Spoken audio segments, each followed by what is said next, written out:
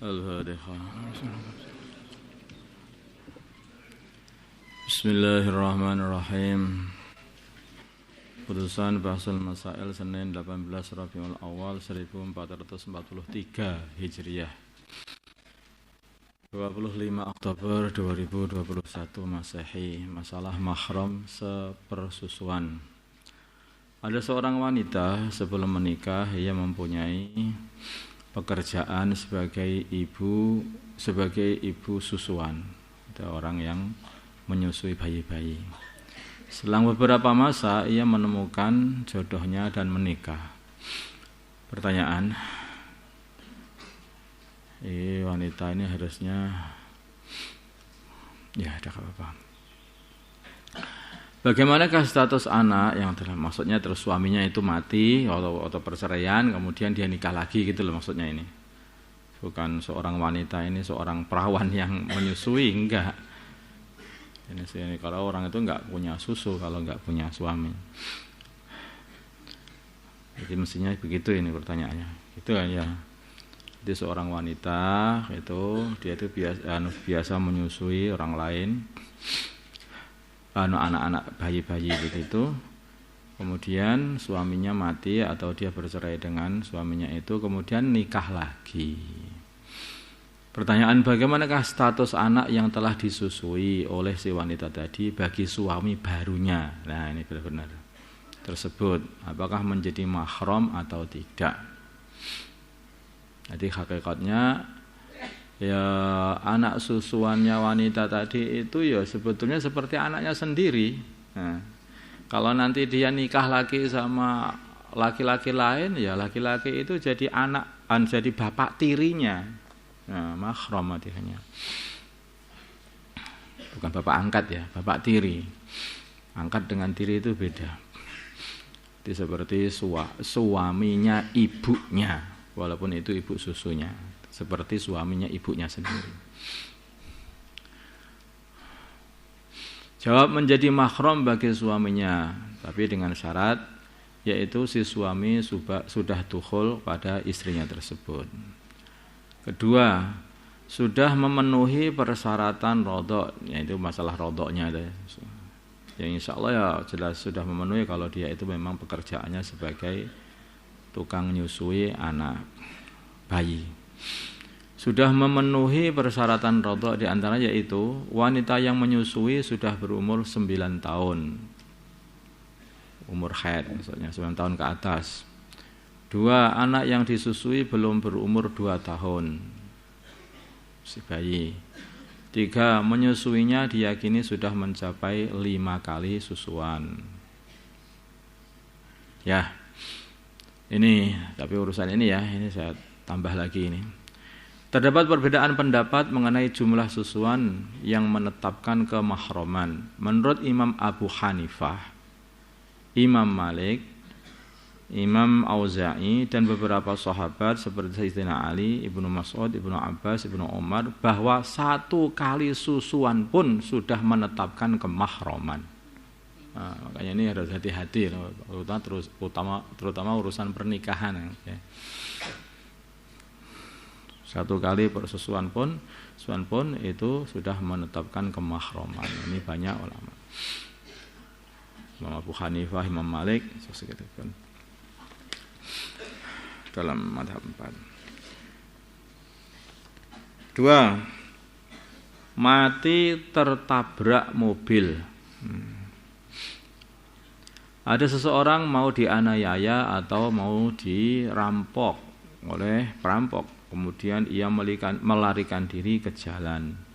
Sesampainya di jalan, karena tidak melihat kanan kiri, ia tertabrak mobil dan langsung meninggal.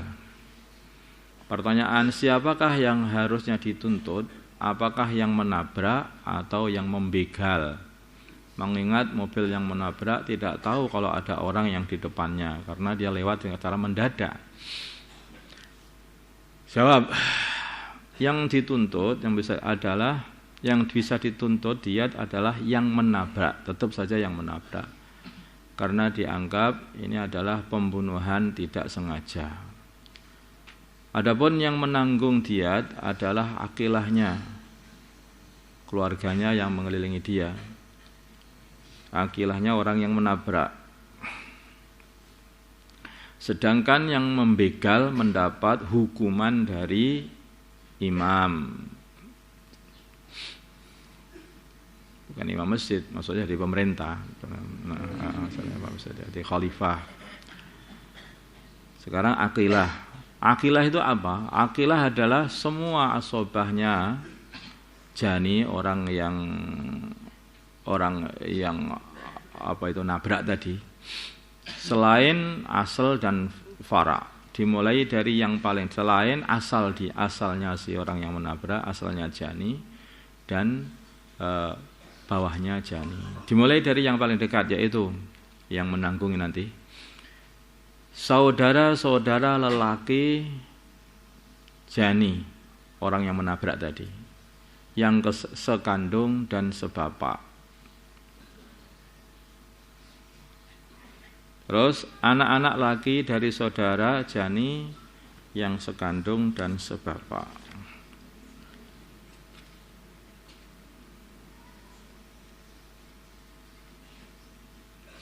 Ini belum, ini yang sebapaknya belum. Ya gak apa-apa lah. Saudara-saudara laki-laki jani yang sebapak. Terus anaknya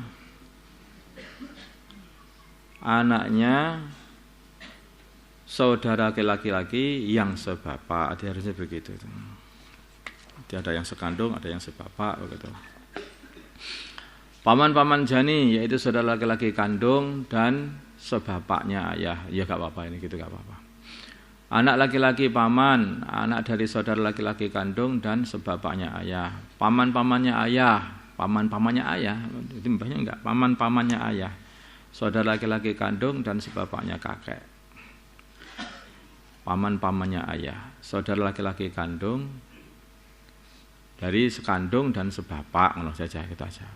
Kadang-kadang. Anak laki-laki dari pamannya ayah. Anak laki-laki dari pamannya ayah. Kalau masih hidup, ya. Nah, paman-paman kakeknya. Iya, paman-pamannya kakeknya. Iya, kalau masih ada lah ini kan, saudara laki-laki kandung dan sebapaknya. Nah, ini sampai ke atas itu semua yang saudara. Akhirnya itu saudara dia, saudara bapak dia, saudara kakek dia, saudara buyut dia, saudara cangkah dia, saudara itu semua itu semuanya itu yang menanggung. Dan anak-anaknya semuanya. Kalau ada. Ini tambahan lagi, anak-anak lelaki dari pamannya, itu nanti banyaklah itu. Terus mu'tik, yaitu orang yang memerdekakan jani kalau dia dulunya itu budak. Terus asobahnya mu'tik, nah itu sama saja tadi. Asobahnya mu'tik tadi kanan kiri tadi. Saudaranya itu semuanya, saudaranya dia, saudaranya bapaknya, saudaranya terus saudara laki terus sampai ke atas. Terus mu'tiknya ayahnya, lalu tambah lagi nanti terus saudaranya. Asobahnya orang yang merdekakan ayah. Nah, ini enggak udah dibaca aja lah. Ini terlalu banyak dah. Kali ketiganya juga enggak begitu paham paling nanti kata. Kalau nanti siapa nanti biar dituliskan aja kalau memang pengennya ini. Karena ini enggak ada itu seperti mu'tik di sini ini juga sudah enggak ada. Karena enggak ada yang asalnya budak di sini ya sudah. Adapun pembayaran diat khata, nah, diberi tenggang waktu. Nah, belum tambah lagi ya. Kalau semua asobah tersebut tidak ada, maka pindah ke Baitul Mal. Yang menanggung nanti Baitul Mal. Kalau Baitul Mal tidak ada, maka pindah ke jani itu sendiri. Adapun pembayaran diat khata diberi tenggang waktu sampai 3 tahun bagi akilahnya. Yang kaya setiap tahunnya membayar seukuran setengah dinar, 1.250.000 kira-kira sekarang ini. Adapun akilahnya itu mutawasid, sedengan orang cukup begitu saja, maka setiap tahunnya dia menanggung seukuran 1/4 dinar, yaitu 625.000. Ini sebetulnya ini juga ada hikmahnya ya, agama membuat seperti ini. Yaitu hikmahnya itu supaya orang itu rukun sama keluarganya itu. Jadi satu keluarga itu ada yang punya masalah, yang harus nanggung masalah seperti itu, maka saudara-saudaranya kanan kiri itu semuanya ikut urunan untuk menyelesaikan masalahnya saudaranya atau keponakannya itu tadi, atau saudara sepupunya. Bagi jani sekarang, bagi orang yang menabrak tadi, wajib menunaikan kafarah, yaitu satu, memerdekakan budak muslim kalau ada. Kalau tidak ada, maka puasa 2 bulan berturut-turut, tidak boleh putus. Hanya istighfar, puasa taubat. Orang yang obat yang mengandung alkohol. Bagaimana hukum alkohol yang digunakan untuk campuran obat-obatan? Jawab boleh. Karena alkohol sendiri ini ya kita melihat atau mengambil pendapatnya ulama yang mengatakan bahwa alkohol itu adalah suci, yang najis itu adalah khamr. Bukan enggak najis, yang najis itu khamr, minuman yang memabukkan itulah yang najis, whisky, bir dan sebagainya itu, cap tikus. Apa itu minumannya wong sini loh, cap tikus. Nah, yang seperti itu najis.